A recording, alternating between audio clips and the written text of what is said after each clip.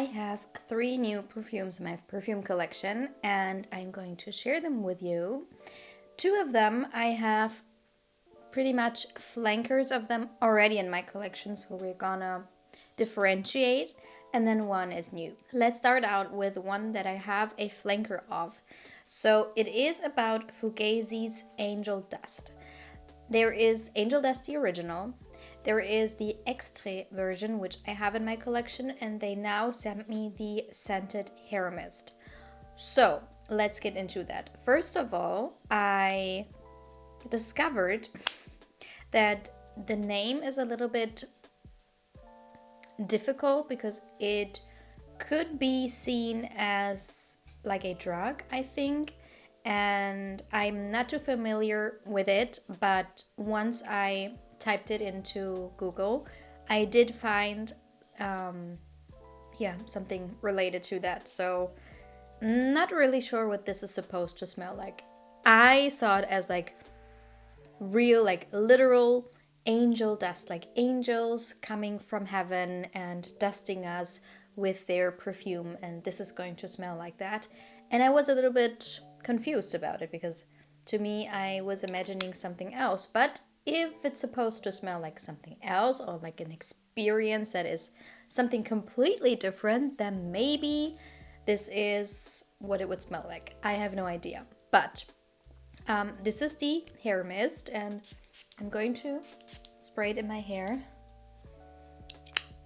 So this is actually quite intense. I have to say I'm not that familiar with hair mists either, like in general, but I think it would be my thing because I do not like to spray perfume on my clothes, and I'm also not into smelling it on my skin too much, also because I have a child and I don't want her to smell like my perfume. So I mostly have my perfume like up here.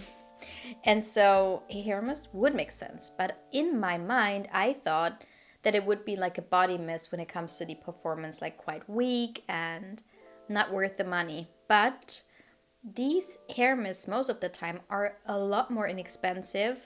And I heard that there is the, I think Nevitus has like body mists or hair and body mists out now, and people say that they smell as strong as the perfumes and they are a lot more inexpensive. So I think 2025 will be my year to test out some of the most popular hair mists. But back to this one. So this one has the main accords of spicy, woody, and fresh, with notes of cashmeran, woods, bergamot, cashmere, rose, pink pepper, black pepper, and white amber. And the original one has the same notes, just a little bit less notes, which is interesting. And then the one that I have, which is the extrait version, I think has exactly the same notes as this one. So I would say that this one is more like the Angel Dust Extrait hair mist than the original. And I have smelled all of them.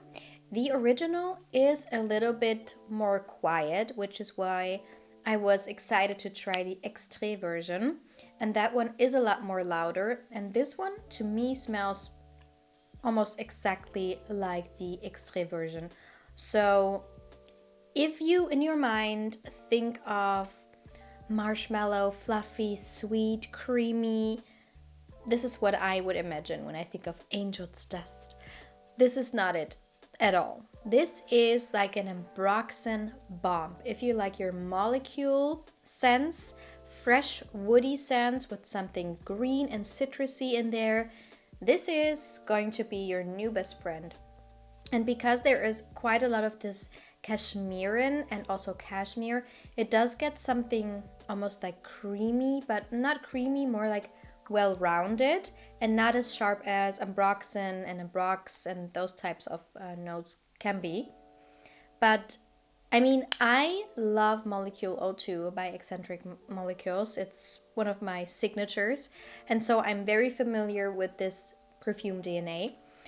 But I think if there was like something a little bit more sweet in there, maybe some vanilla or something, maybe I could try to mix it with my Vanilla Haze by the same perfume house, which is amazing.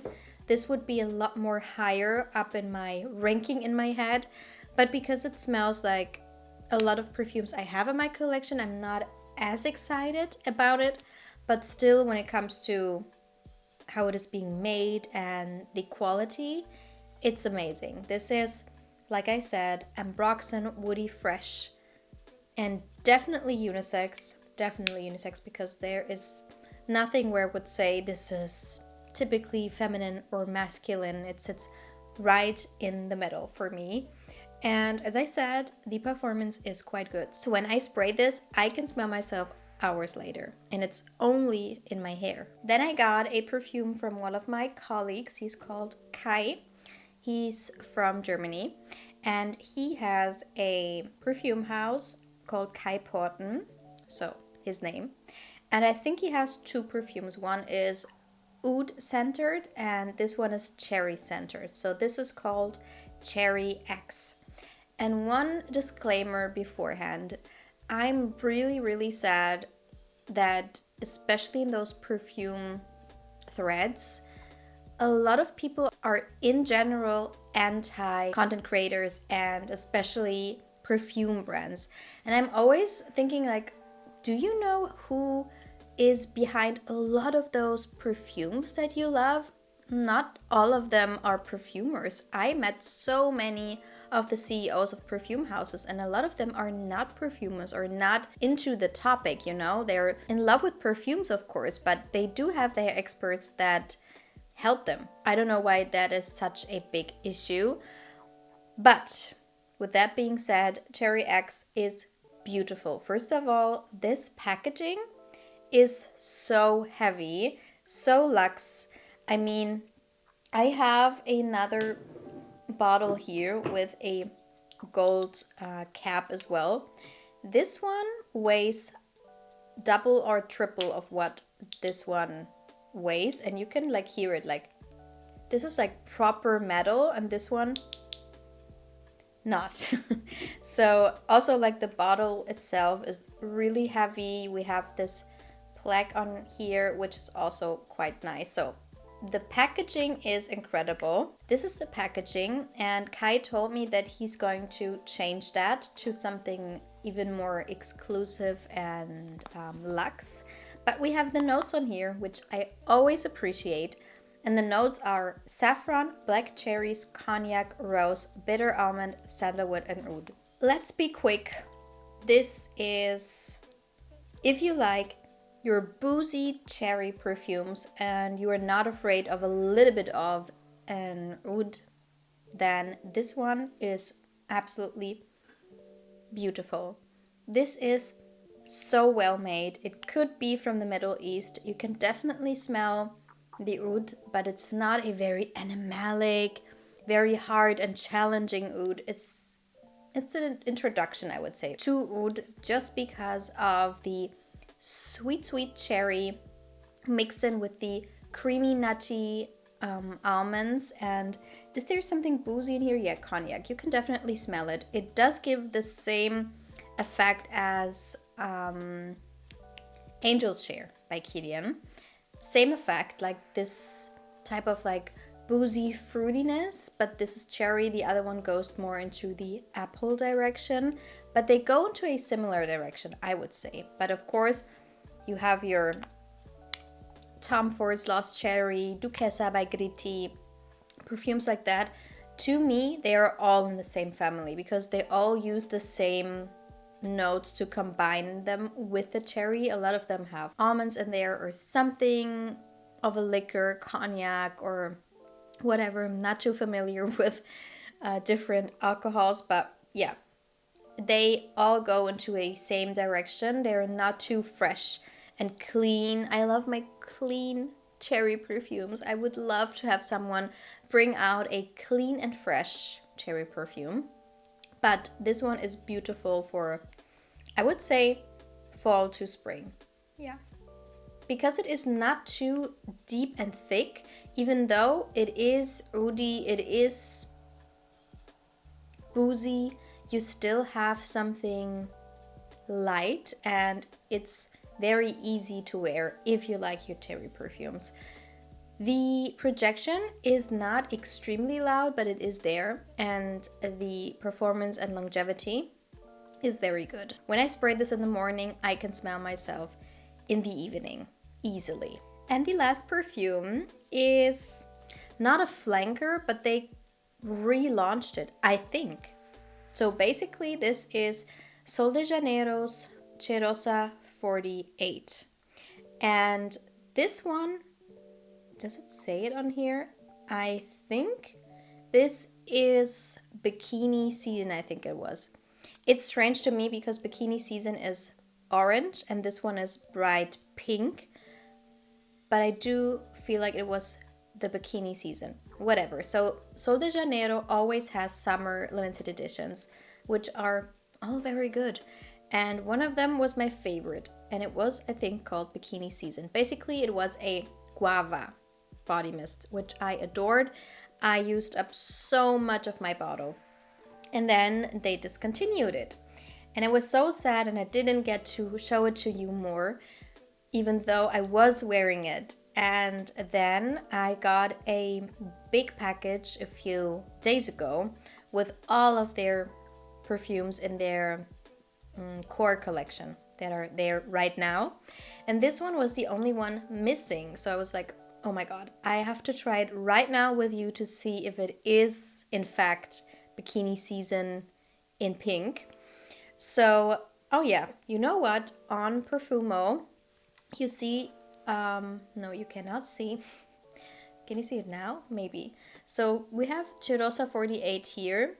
When I scroll down, they have a different picture, and it is Bikini Season. So I think perfume-y also thinks this is the same. This one has main accords of fruity, sweet, and gourmand, with notes of, in the top, guava nectar, coconut water, heart notes, wild iris, orchid and lemon, and base notes of vanilla and pink musk. Oh, someone says, smells exactly like Thank You Next from Ariana, even had the pickle scent. What? Okay. Smells like plastic, but okay overall. Oh my God. I mean, the Bikini Season did not smell like plastic, or what was the other thing? Or pickles. Oh my God. Let me spray it here. Yep. It is Bikini Season. Oh my God.